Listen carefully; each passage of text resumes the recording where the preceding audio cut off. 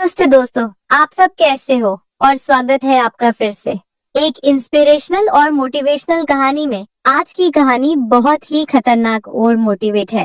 इस कहानी में बहुत मजा आने वाला है, अंत तक जरूर सुनिए। मैंने अपनी अलमारी से ताकत वाली गोली निकाली जो कभी कभार अभिषेक लेते थे और मैं किचन में चली गई।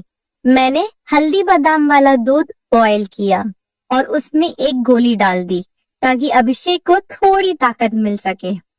ऐसा करते करते रात के 10 बज चुके थे।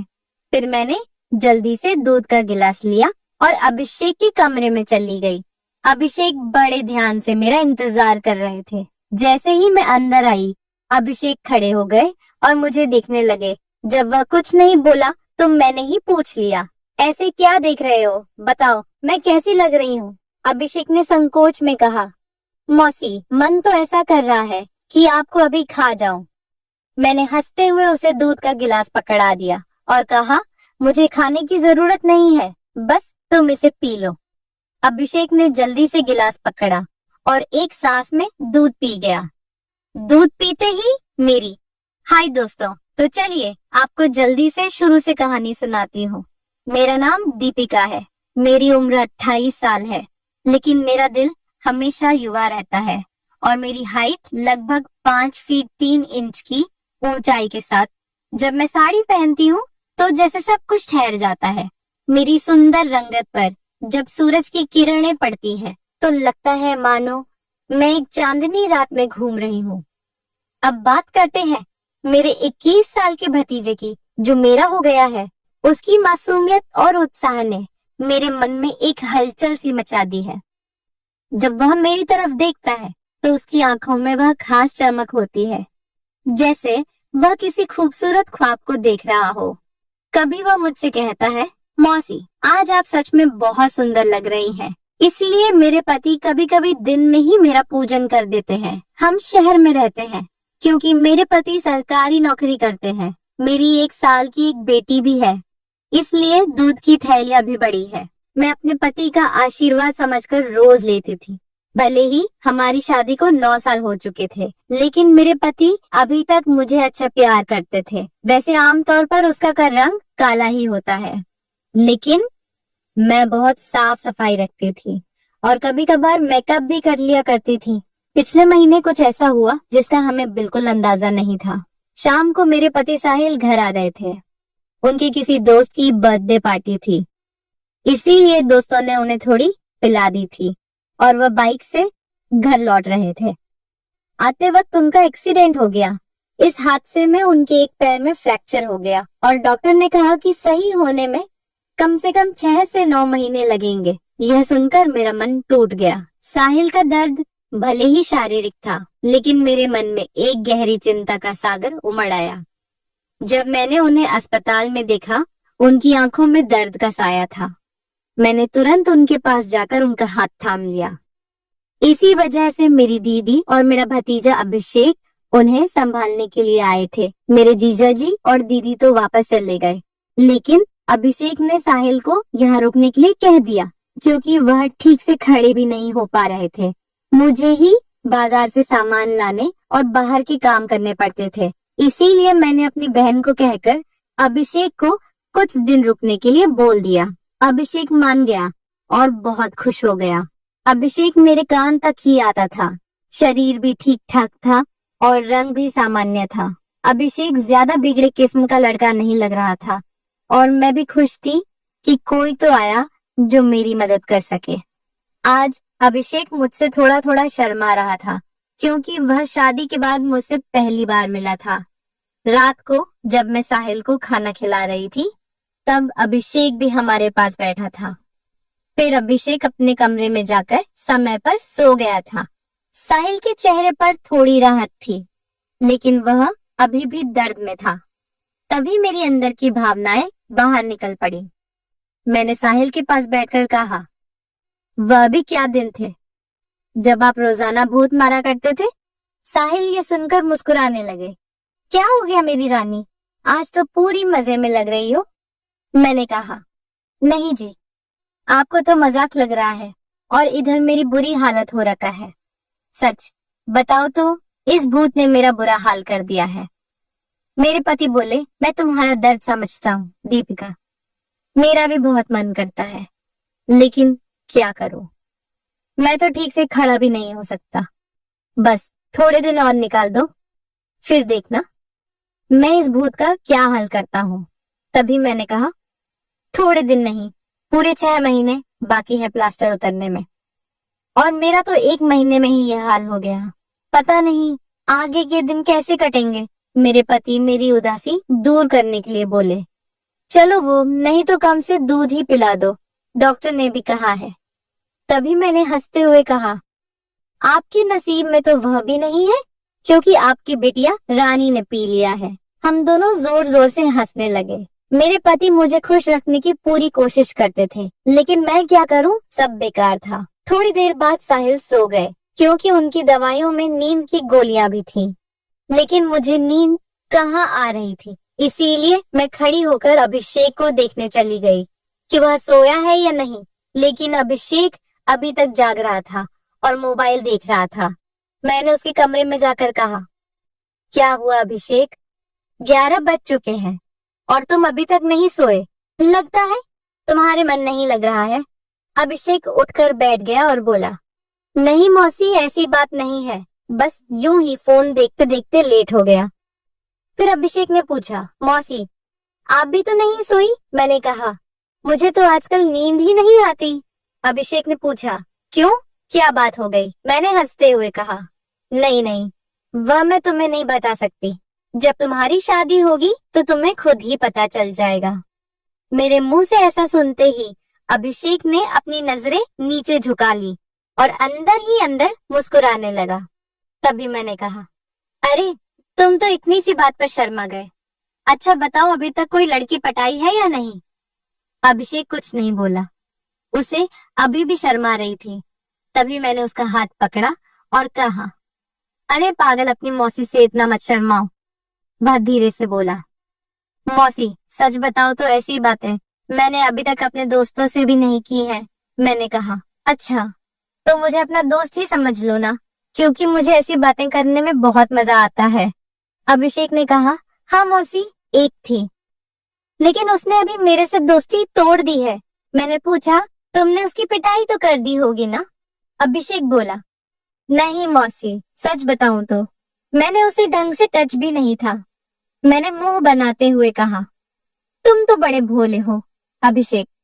चलो कोई बात नहीं, अब तुम मेरे पास आ गए हो तो मैं तुम्हें सब सिखा दूंगी।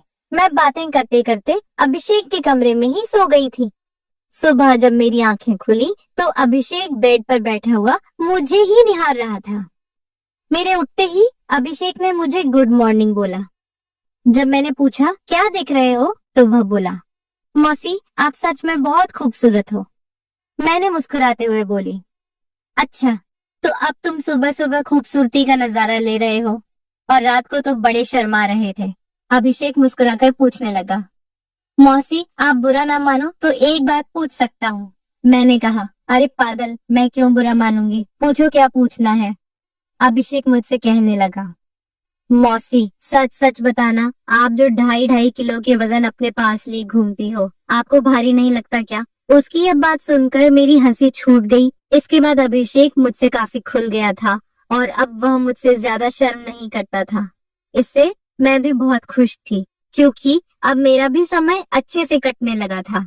अभिषेक को आए हुए 11 से 13 दिन बीत चुके थे और वह मुझसे काफी घुल मिल गया था।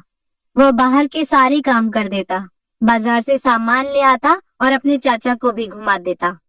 मेरी तो बहुत सेवा करने लगा था। शाम को मेरा सर भी दबा देता और कभी कभी मेरे शरीर को भी आराम देता। लेकिन मेरी फरमाइश दिनों दिन बढ़ रही थी और मेरे पति की हालत अब भी वैसी ही थी। अब सब कुछ मेरी बर्दाश्त के बाहर हो चुका था। मैंने सोचा कि अब तो अभिषेक ही है जो मेरी हेल्प कर सकता है। वैसे मेरे पड़ोस में भी 3 लड़के रहते थे जो स्टडी करते थे। वे भी मुझे देखते थे। जब भी मैं छत पर बाल सुखाने या कपड़े सुखाने जाती तो वे मुझे ही देखते और पहले तो मैंने सोचा कि उनमें से एक को पकड़ लूं ताकि कुछ समय के लिए काम चल जाए। लेकिन फिर मैंने सोचा कि मैं इस घर की इज्जत हूँ और कल को पता नहीं इनमें से कौन मुझे या मेरे पति को बदनाम कर दे। इसीलिए मैंने उन्हें भाव नहीं दिया। लेकिन अभिषेक तो घर का ही है, इसीलिए मैंने सोच लिया कि वही मेरी हेल्प कर सकता है। आज मैंने पक्का प्लान बना लिया कि आज अभिषेक हेल्प ले ही लूंगी। उसके बाद मैं रसोई में खाना बनाने चली गई। जैसे ही अभिषेक नहाकर फ्रेश होने के बाद रसोई में आया, मैंने दूध निकालने का बहाना बना दिया। मैं रसोई घर में ही लोटे से दूध निकाल रही थी। मेरी बेटी अभी नानी के घर गई हुई थी, क्योंकि घर में उसे संभालने वाला कोई नहीं था, इसलिए अब बाकी का दूध निकालना पड़ता था। और घर में मेरे पति और अभिषेक के अलावा कोई नहीं था, तो मुझे डर भी नहीं था। जैसे ही अभिषेक अंदर आया, वह मुझे देखकर एकदम घबरा गया और कहने लगा, सॉरी मौसी, मुझे माफ कर दो। मैंने देखा नहीं और बाहर जाने लगा। तभी मैंने उसे रोक लिया। अरे अभिषेक, क्या हुआ? कोई बात नहीं, अंदर आ जाओ, अभिषेक बोला। अरे मौसी, ऐसे में अंदर कैसे आऊं? मैंने कहा। ऐसे वैसे मत करो और जल्दी से आकर मेरी मदद करो। अभिषेक का मन भी कर रहा था, लेकिन मैं उसकी मौसी थी, इसीलिए वह थोड़ा अनकंफर्ट फील कर रहा था। फिर मैंने उसे कहा, अरे इतना क्या शर्मा रहे हो, अब जल्दी से आओ और मेरी मदद करो। धीरे धीरे अभिषेक रसोई में आ गया और पास आकर खड़ा हो गया। वह मुझे देखता ही रह गया। तभी मैंने कहा, ऐसे क्या घूर रहे हो, क्या तुमने आज तक नहीं देखा? अभिषेक बोला, माँ कसम मौसी, मैं आपको बता नहीं सकता कि मुझे कैसा लग रहा है। बहुत ही अच्छा है मौसी, मैंने कहा। तारीफें करना छोड़ो और यहाँ मेरी मदद करो। तभी अभिषेक बोला, मौसी मुझे नहीं आता, कैसे करना है? तो मैंने कहा, अरे बुद्धू, इसमें कुछ नहीं करना, ये लो पकड़ो और बस धीरे धीरे निकलो। थोड़ी देर बाद जब अभिषेक के हेल्प में हाथ तेज होने लगे, तो मैंने सोचा कि अब मेरा आगे झुककर सही से काम करने का समय है। मगर जैसे ही मैं झुकने लगी तो देखा कि अभिषेक का काम तो पहले ही खत्म चुका है। उसे देखकर मेरा मन बहुत उदास हुआ, लेकिन फिर भी मेरी हंसी निकल ही पड़ी। मैंने नाराजगी से अभिषेक को मारते हुए कहा, यह क्या किया पागल, तुमने तो शुरू होने से पहले ही खत्म कर दिया। इसके बाद जैसे ही अभिषेक का नशा उतरा, उसने हड़बड़ा हुए कहा, सॉरी मौसी, सॉरी, वो मैंने ऐसा काम पहले कभी नहीं किया, इसलिए मुझसे ऐसा हो गया। मैं अभी जाकर साफ करके आता हूँ। और उसने मेरी एक भी बात नहीं सुनी और तुरंत रसोई में से चला गया। मैंने भी उसे ज्यादा रोकने की कोशिश नहीं की, क्योंकि मैं समझ चुकी थी कि यह उसके लिए इतना आसान नहीं होगा। इस चक्कर में आज खाना भी लेट हो गया था, इसलिए मैंने जल्दी से खाना तैयार किया और साहिल को कमरे में देने के लिए चली गई। साहिल भी बैठे बैठे खाने का इंतजार कर रहे थे। साहिल बिल्कुल सीधे साधे और सरल स्वभाव वाले आदमी है। वह मेरी बहुत चिंता करते हैं। जब मैं उनके लिए खाना लेकर गई तो पूरा पसीने से भीगी हुई थी। मुझे देखकर वह बोले, इतनी जल्दबाजी क्यों करती हो? दीपिका, धीरे धीरे काम कर लिया करो ना। देखो तुमने अपना क्या हाल बना लिया है। तब मैंने उन्हें छेड़ते हुए कहा, यह तो कुछ भी नहीं है। जब तुम काम करते हो तो मेरा इससे भी बुरा हाल हो जाता है, और तब तो मैं तुम्हें रुकने के लिए भी कहती हूँ, लेकिन तुम तो नो कहकर काम की स्पीडी को दुगना कर देते हो। मेरे मुंह से ऐसा सुनकर मेरे पति मुस्कुराने लगे। तुम भी ना दीपिका, कहाँ की बात कहाँ ले जाती हो। इसके बाद साहिल ने खाना खा लिया और मैंने उन्हें दवाई भी दे दी। दवाई लेने के बाद उन्हें नींद आ गई और वह आराम करने लगे। मैं भी काफी थक चुकी थी, इसलिए मैं नहा धोकर फ्रेश हो गई। इसके बाद मैं अभिषेक के कमरे में उसे देखने के लिए तो वह भी सो चुका था। फिर मैं भी आकर आराम करने लगी। शाम को जब मैं अभिषेक को चाय देने गई तो वह बैठा फोन चला रहा था। मुझे देखकर उसके चेहरे पर मुस्कान आ गई। मैं भी उसे देखकर हंसने लगी और मैंने उससे पूछ लिया, क्या बात है? अभिषेक, आज तो तुम काफी ढीले ढाले से लग रहे हो। अभिषेक बोला, मौसी, वह मैंने पहली बार काम ऐसा अनुभव लिया था। प्लीज आप बुरा मत मानना, मैं सच बता रहा हूँ, बिल्कुल मेरे से काम नहीं कर पाया। तभी मैंने उसे रोकते हुए कहा, अरे बेवकूफ, मैं कब बुरा मानने लगी? वैसे सच बताऊं तो मुझे भी अच्छा लग रहा था। इसके बाद मैंने अभिषेक को चाय पकड़ा दी और उसके साथ बैठकर पीने लगी। हम दोनों बातें करने लगे। आज अभिषेक के मुंह से मेरे लिए तो फूल ही झड़ रहे थे। वह बस मेरी तारीफें ही करता जा रहा था। मौसी, आप बहुत अच्छी हो। मैं तो सोच रही हूँ कि सारी उम्र आपके ही घर रहूं। इन 13 दिनों में मुझे स्वर्ग जैसा महसूस होने लगा है। और ऊपर से आपकी खूबसूरती। मैंने मुस्कुराते हुए कहा, आज तो तुम्हारे मुंह से सिर्फ तारीफें ही निकल रही हैं। लगता है। अभिषेक मेरा हाथ पकड़कर बोला, आप सही कह रही हैं मौसी। अब आपको भी मेरे काम में मेरी मदद करनी होगी। अब तो आपको मेरी बात माननी ही होगी। प्लीज मौसी, मना मत करना। बस एक बार के लिए मेरी काम वाली बन जाओ। इसके बाद आप जो भी कहेंगी मैं करूँगा। जब अभिषेक सब कह रहा था तो उसका चेहरा लाल टमाटर जैसा हो गया था और मेरी मुस्कुराहट फूट पड़ी थी। मैंने उसके सर पर हाथ फिरते हुए कहा, अरे पगले, इतना सीरियस क्यों हो रहे हो? बताओ, मैंने तुम्हें कभी किसी चीज के लिए मना किया है? वैसे भी अब तुम्हारे चाचा तो वैसा भी मेरे काम में मेरी मदद नहीं कर पाते हैं। और तुम इतना शर्माओ मत। अगर इतना शर्माओगे तो कैसे चलेगा? अब से तुम मुझे अपनी मौसी नहीं बल्कि काम वाली ही समझना। अभिषेक बोला, मौसी एक बात और है। मेरा तो काम करते ही निकल जाता। मैं बहुत काम करता हूँ। मैंने उसे कहा, इसकी चिंता मत करो, इसका इंतजाम मैं कर दूंगी। तुम बस काम के लिए तैयार रहना। मेरे इतना कहते ही अभिषेक खुश हो गया और उसने थैंक्स मौसी की रट लगा दी। कहने लगा, मौसी आप बहुत अच्छी हैं। इसके बाद मैं चली गई क्योंकि शाम हो रही थी और मुझे साहिल को नहलाना भी था। जब साहिल जी नहा लिए तो अभिषेक उन्हें बाहर टहलाने ले गया। इसके बाद मैंने जल्दी जल्दी सारा काम किया और उनके आने तक खाना भी तैयार कर दिया। आते ही अभिषेक ने हाथ पैर धोए और खाना खाने के लिए बैठ गए। इतने में 9 बज चुके थे और साहिल की दवाइयों का समय हो रहा था। इसीलिए मैं उन्हें कमरे में ले गई और दवाइयां दे दी। साहिल की मेडिसिन में नींद की गोलियां भी थी ताकि उन्हें ज्यादा दर्द ना हो और आसानी से नींद आ जाए। साहिल दवाइयां लेकर जल्दी ही सो गए। मैं उनका सर दबा रही थी। जैसे ही मुझे पता चला कि साहिल सो चुके हैं, मैं नहाने चली गई। नहाकर मैंने रेड कलर की साड़ी पहनी, बालों का जोड़ा बना लिया और महक के लिए परफ्यूम भी लगा लिया।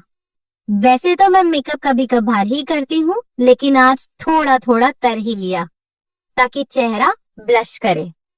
पूरी तरह से तैयार होने के बाद मैंने अपनी अलमारी से ताकत वाली गोली निकाली जो कभी कभार साहिल लेते थे और रसोई में चली गई। मैंने हल्दी बादाम वाला दूध तैयार किया और उसमें एक गोली डाल दी ताकि अभिषेक को थोड़ी ताकत मिल सके।